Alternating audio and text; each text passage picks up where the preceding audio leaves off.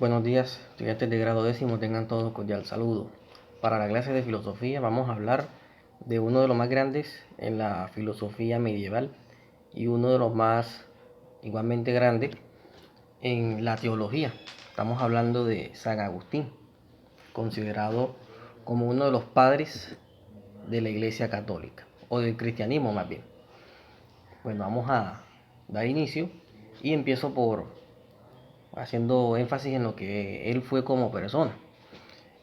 San Agustín no fue un cristiano de nacimiento, sino que él practicaba desde su juventud, siendo él un intelectual, lo que fue el arrianismo.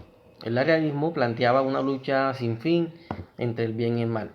Vemos que este concepto también se aplica al cristianismo, pero esa lucha constante entre el bien y el mal pues era bastante simple, no llevaba ninguna parte eh, fundamental, no profundizaba sobre algunas temáticas. Entonces, ¿cómo se hace el proceso de conversión?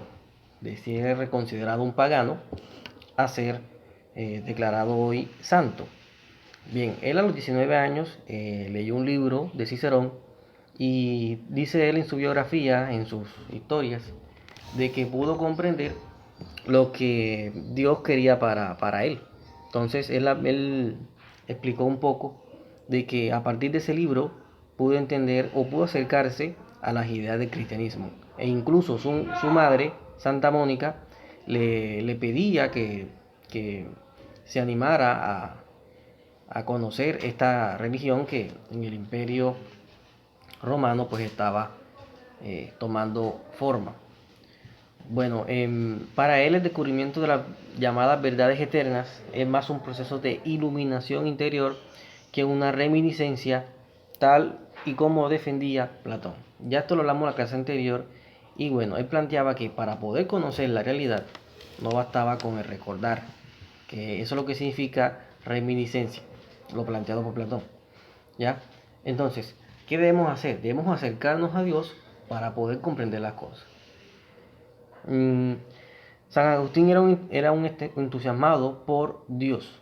E incluso, miren, entusiasmado, ustedes lo pueden buscar, la palabra etimológicamente significa quien está inspirado por Dios, quien tiene una fuerza interior que lo anima, que lo excita, ¿cierto? Entonces, entusiasmado significa es tener la gracia de Dios o estar lleno de Dios. Eh, Él decía, no basta con conocerlo teóricamente, sino que basta reconocer a Dios en lo vivencial, en lo raciocordial. ¿Sí? Entonces, él hablaba de un conocimiento también teórico, pero también práctico.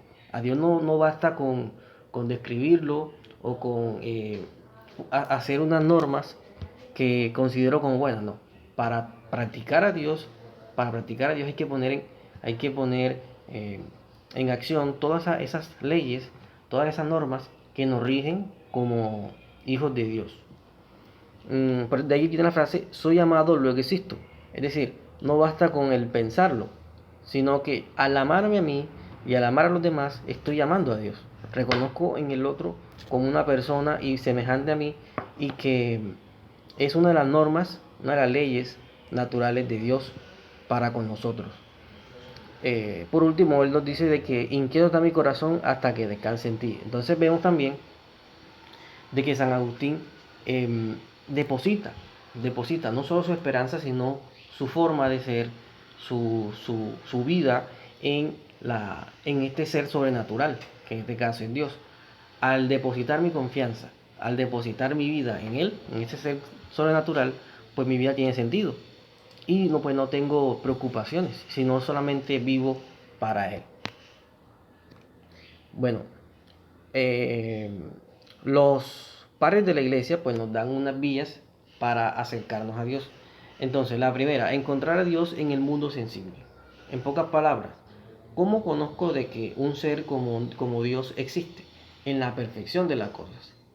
Por ejemplo, como habíamos dicho en la clase anterior, la Tierra está en una zona perfecta para la vida. Entonces, sí, puede que sea causalidad o accidentalidad, pero hay cosas que hay que tener en claro. Entonces, vemos que hay una perfección, que hay un orden natural y que esto solamente es obra de una mente divina, en este caso Dios. Recordemos que en esta época todo tiene sentido si a partir de Dios, como ser sobrenatural. Bueno, Dios aparece igualmente en el mundo entre sombras, perdón. Entonces, así como hay aspectos negativos de la humanidad, así como hay partes de que uno diría de que son cosas que van en contra de la ley natural, ahí también aparece Dios, ¿cierto? Entonces Dios aparece como una forma, como una fuerza reguladora entre el caos.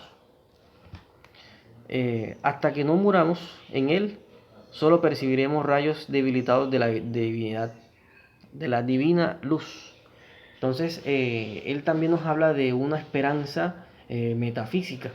Entonces, de aquí viene una de los dogmas de la iglesia, y es que en este mundo no podemos conocer la gracia de Dios.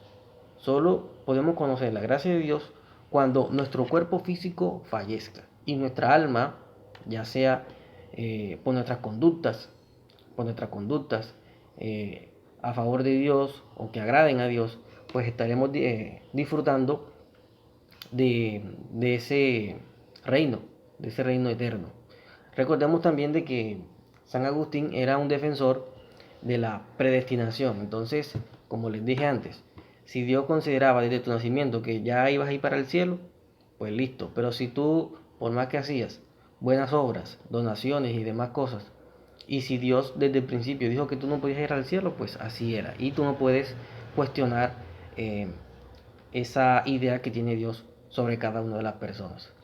Bueno, San Agustín también opinó en el aspecto político y él hablaba de varias visiones sobre cómo conocer o cómo ver el Estado. Entonces estaba una visión pesimista, la ciudad del hombre vendría a ser la ciudad del diablo. Hace referencia a que toda acción humana, a que toda construcción humana va a tener ciertos vicios.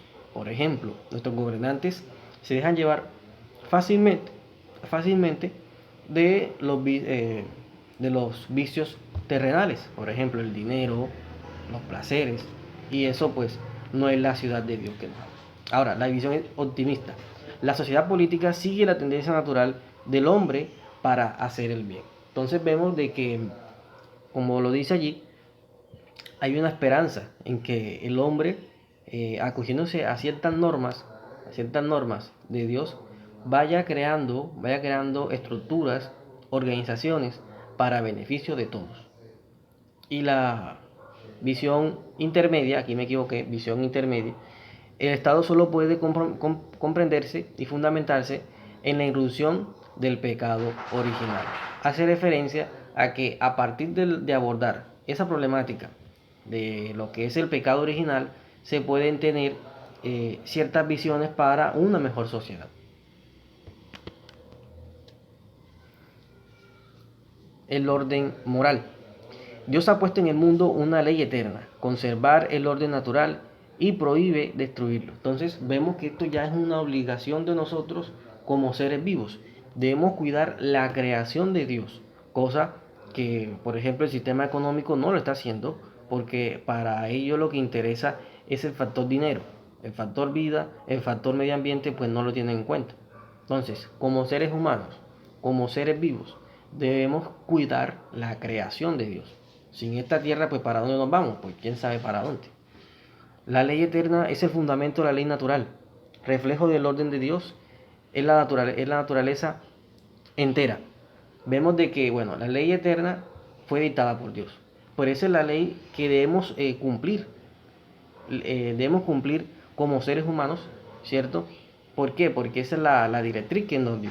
Entonces, nosotros estamos regidos por ese tipo de ley, ¿cierto? Y que cuando no la cumplimos, pues nos estamos alejando de las directrices que nos dio Dios. La paz entre el ser humano mortal y Dios es la obediencia ordenada por la fe bajo la ley eterna. Vemos de que, bueno, el ser humano, si bien es libre de actuar, tiene libre albedrío, se debe a las opiniones, a las ideas, a las normas que nos dice Dios en la ley eterna. Todos estamos regidos por ellos. Por tanto, el ser humano está obligado a cumplir, a regirse por él. y de esta manera puede acercarse a Dios, puede llegar a ese mundo del que nos tiene prometido después de que fallezcamos. Por último, Dios como iluminador. Dios irradia la verdad sobre el espíritu de cada individuo. Vemos de que no solamente irradia la verdad para los cristianos, no, sino para todos. Para todos, ¿por qué? Porque aquella persona que se rige por buenas normas, que actúa de acuerdo a las normas de Dios, puede aspirarlo, puede aspirarlo.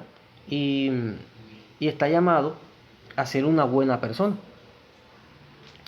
La persona descubre en los actos de su vida espiritual, pensar, sentir y querer verdades eternas.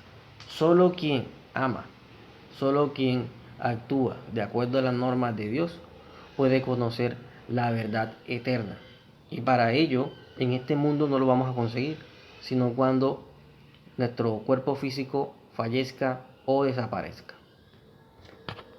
Bueno chicos, después del video tienen que hacer esta lectura.